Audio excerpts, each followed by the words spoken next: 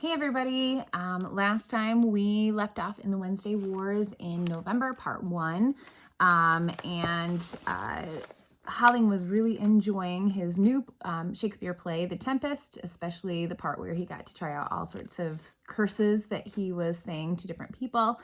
So we left off right after he teaches Doug Switek's brother what a pied ninny is, or at least what Holling thinks it is. November, part 2.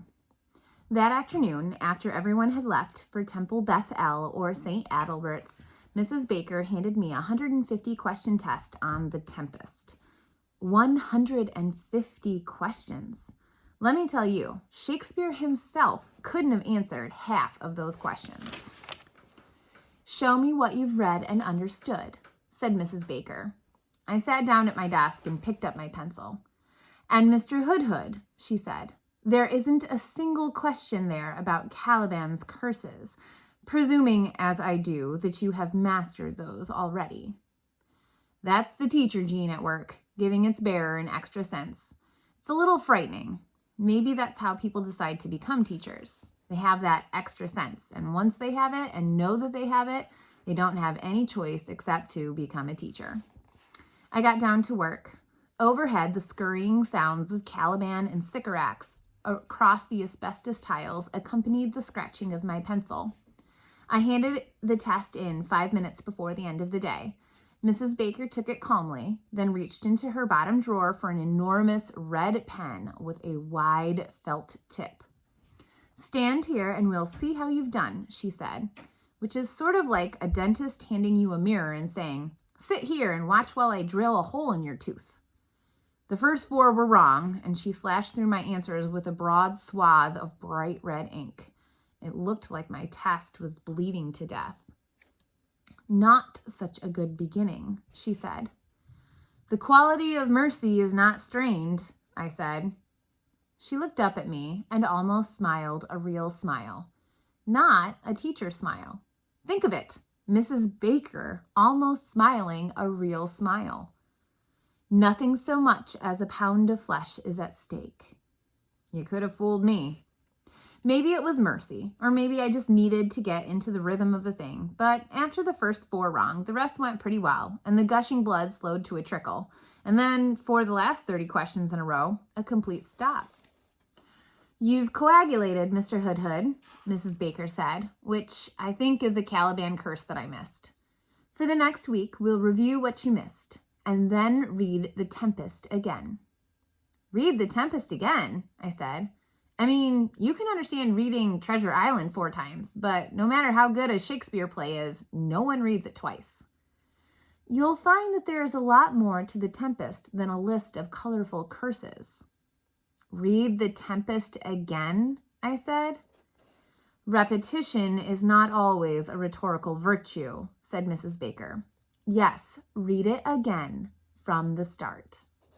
So, it had turned out to be an all right Wednesday afternoon after all, except for the internal bleeding, and except for the 150-question test, and except for having to read The Tempest again from the start.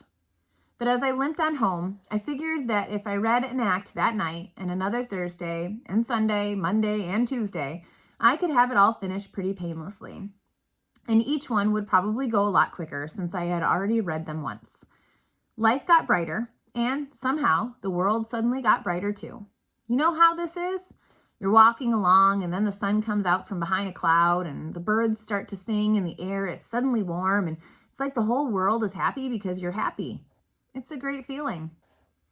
But never trust it, especially in November on Long Island. Because as I limped past Goldman's Best Bakery, the front window was filled with cream puffs. Brown, light, perfect cream puffs. And I remembered the death threats hanging over me like Shylock's knife hanging over Antonio's chest. I decided to be safe, I'd better get the cream puffs, even if it meant asking for an advance on my allowance, which I had about as much chance of getting as Shylock had of getting his ducats back. Still, I thought I might have a little chance when Dad got home that evening and let out the great news. Hood and Associates had won the Baker Sporting Emporium contract. They were going to design a new main store and redesign every single one of the chain stores. And there were plenty of them, one in almost every town on Long Island. He grabbed my mother and twirled her around, and they danced beneath the newly plastered ceiling of the living room. Can you believe it? They went into the perfect living room. Then they danced through the kitchen, back into the perfect living room, out onto the front stoop, down the stairs, and past the embarrassed azaleas. Let me tell you, when Presbyterians start to dance on the front stoop, you know that something big has happened. We got the contract, we got the contract, we got the contract, we got the contract, my father sang. It sounded like he was waiting for a full string orchestra to come in, something out of The Sound of Music. When he swept back inside, pirouetting my mother, it seemed the perfect moment to ask, Dad, could I have an advance on my allowance next week? We got the contract, we got the contract, not on your sweet life, we got the contract. That night, I dreamed that Caliban sat at the foot of my bed, looking a lot like Danny Hupfer and telling me how I was going to end up all scurvy and blistered if I didn't get the cream puffs next week, the end of the 3 weeks I had promised. Beware, beware, he said, and I decided I should. So on Friday, I went to Goldman's Best Bakery and put $2.45 on the counter, all the money I had in the world. $2.45 can buy a great deal, said Mr. Goldman. So what is it that you want to buy? 22 cream puffs, I said. Mr. Goldman added up the 22 cream puffs in his head. For that, you need $2 more and 80 cents. I need the cream puffs by next week. You still need $2 more and 80 cents. I can work. I can wash dishes and stuff. I should need you to wash dishes? I have 2 good hands. They can wash dishes too, and I don't have to pay them. I could sweep and clean up.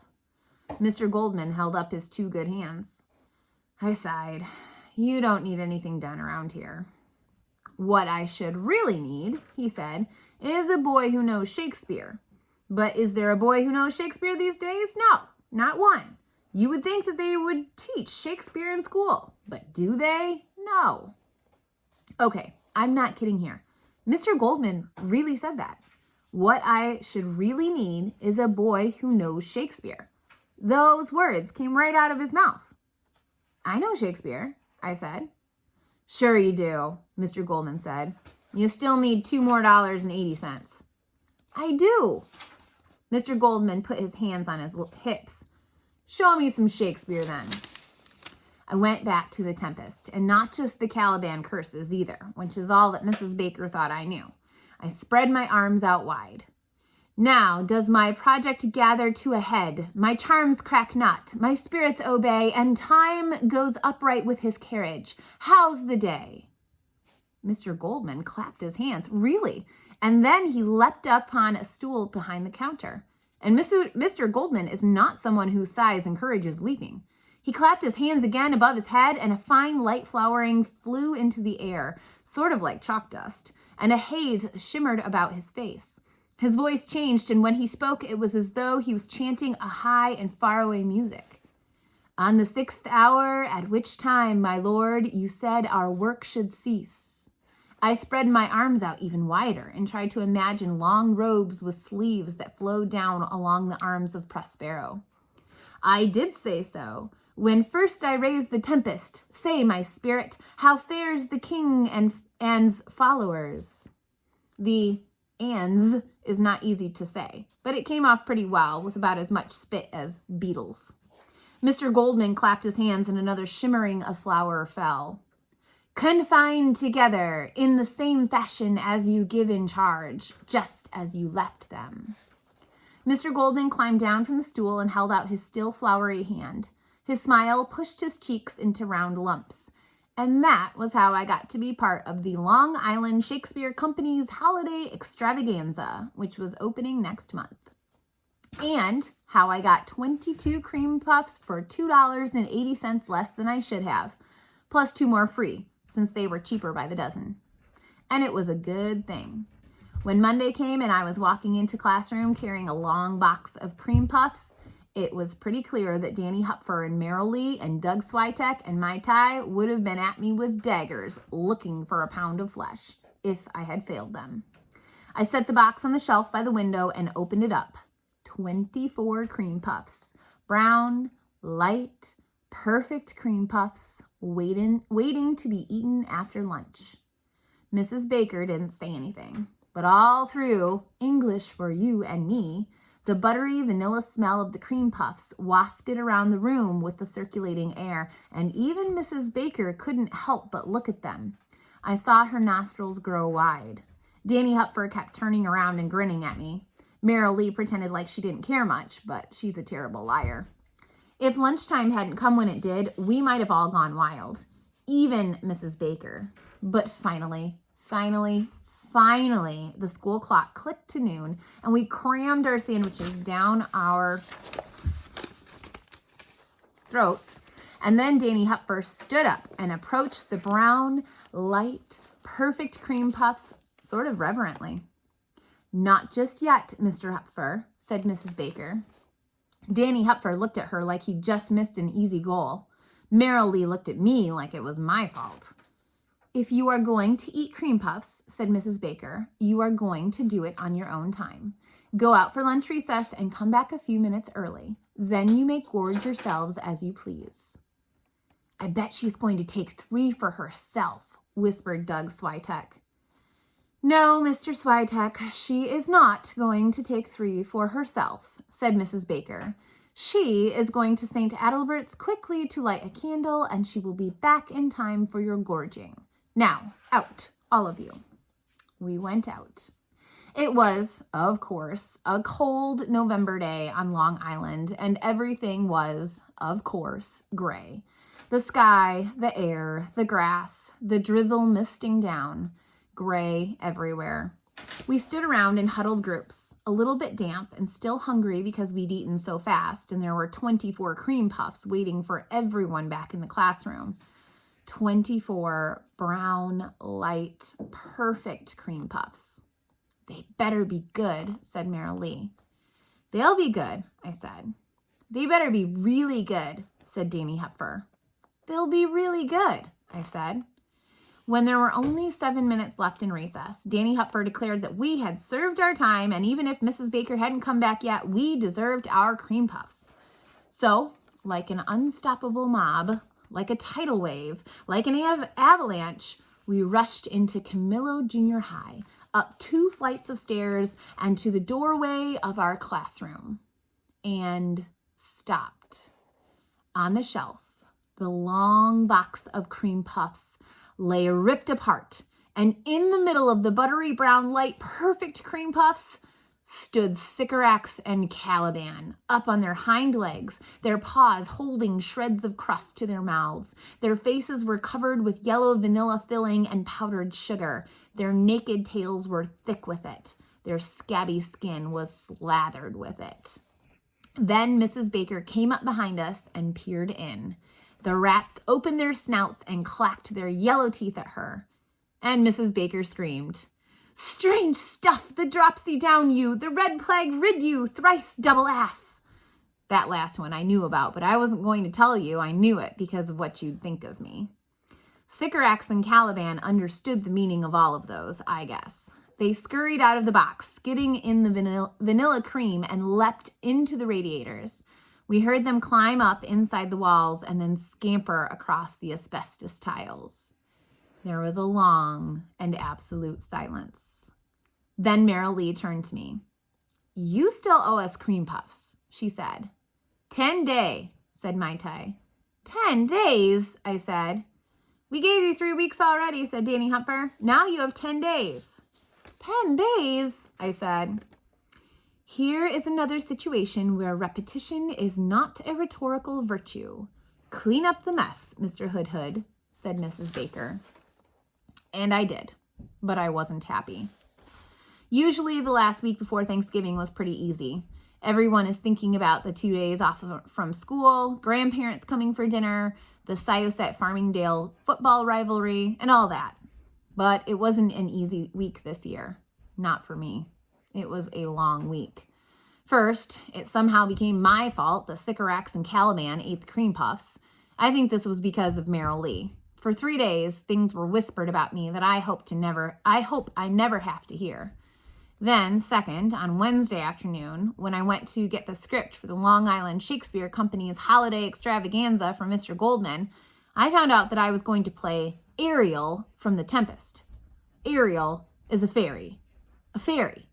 Let me tell you, it is not a good thing for a boy from Camillo Junior High to play a fairy, especially a boy who has been singing soprano for Miss Violet of the Very Spiky Heels. I don't think I can play Ariel, I told Mr. Goldman. Here's your costume, he said, and handed me a pair of bright yellow tights with white feathers on the, well, I'll let you guess what part the white feathers were attached to. Third, now that I needed another set of cream puffs, I asked my father if he might ever imagine a 3-week advance on my allowance, since he had clinched the deal with the Baker Sporting Emporium, and he just laughed out loud.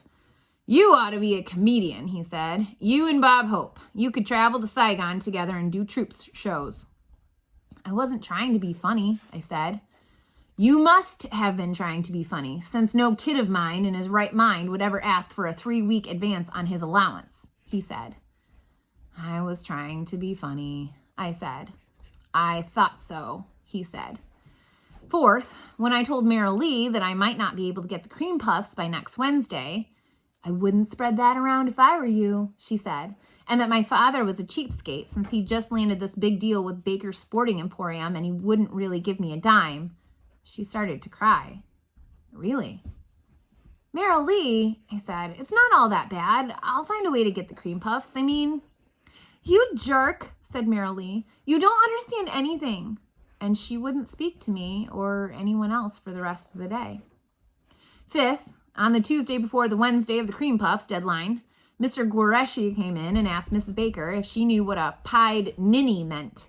She asked him why he needed to know that, and he told her that Doug Switek's brother was in his office at that very moment for having called Mr. Ludema a pied ninny. Mrs. Baker stared straight at me. And sixth, when Wednesday morning came around and I walked in with a bag of 5 cream puffs, which was as far as a 1-week allowance stretches, it was pretty clear I was doomed. With 5 cream puffs, almost everyone could have 1/4 of a cream puff, I pointed out. It was better than nothing. Merrill Lee shook her head. You're dead, said Danny Hupfer. And I supposed I was. At least I wouldn't have to wear the yellow tights with the white feathers attached to you can guess where. But you know that stuff about the darkest night turning into the brightest dawns? That can sometimes come true, even when you least expect it. Because when we got back from recess, on the shelf was a long box from Goldman's Best Bakery, filled with 24 cream puffs. 24 brown, light, perfect cream puffs. 24 buttery vanilla cream puffs. Mr. Hoodhood was simply playing a joke on you all, said Mrs. Baker. Now, enjoy. And we did. That afternoon, Mrs. Baker asked me if I thought the ending to the Tempest was happy or not. Maybe because I had just had my own happy ending, I told her that I figured it was. How about for Caliban, she asked. Does he deserve a happy ending? No, he's the monster. If there's going to be a happy ending, it means he has to be defeated. You can't end Godzilla without killing Godzilla. And you can't end the Tempest without Caliban getting what, Mr. Hoodhood? He can't win. No, he can't win. But sometimes I wonder if perhaps Shakespeare might have let something happen that would have at least allowed a happy ending even for a monster. Some way for him to grow beyond what Prospero thought of him. There is a part of us that can be so awful, and Shakespeare shows it to us in Caliban. But there's another part of us too, a part that uses defeat to grow. I wish we could have seen that by the end of the play. She closed her book. Defeat doesn't help you grow, I said. It's just defeat. Mrs. Baker smiled. 2 weeks ago, the Saturn V lunar rocket passed its first flight test. It's been less than 10 months since we lost 3 astronauts, but we're still testing the next rocket so that someday we can go to the moon and make our world a great deal bigger. She held her hands up to her face. Wouldn't Shakespeare have admired that happy ending? She whispered. Then she put the book away in her lower desk drawer. It was quiet and still in the room. You could hear the soft rain on the windows. Thank you for the cream puffs, I said.